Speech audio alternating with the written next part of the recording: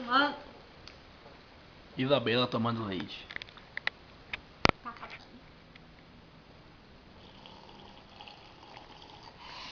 Isso é normal, velho.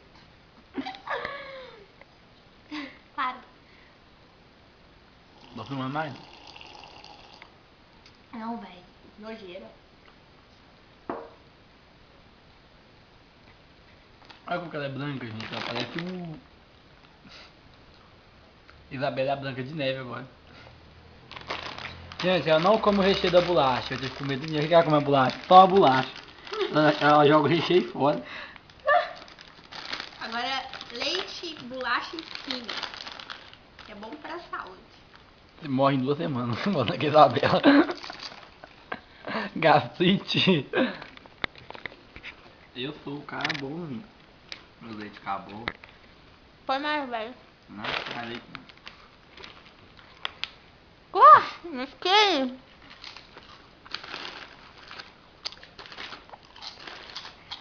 Ah, lembrando, a gente tá fazendo esse vídeo que a gente não tem nada melhor pra fazer. Ó! A tia Rita descobriu que não arrancou o símbolo do vidro dela ali. Uhum. Matar nós. Não tem mais violão aqui, entendeu?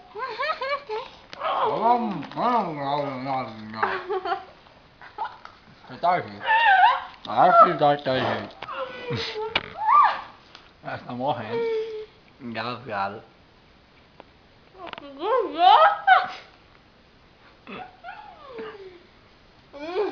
Isso tem que ir pro Face.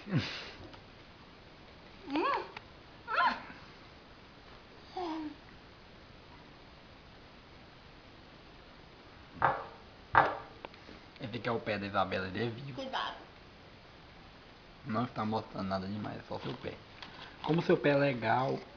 Olá, pé da Isabela, você tá bem? Oi, tudo bem? Ele é manquinho, não morde não.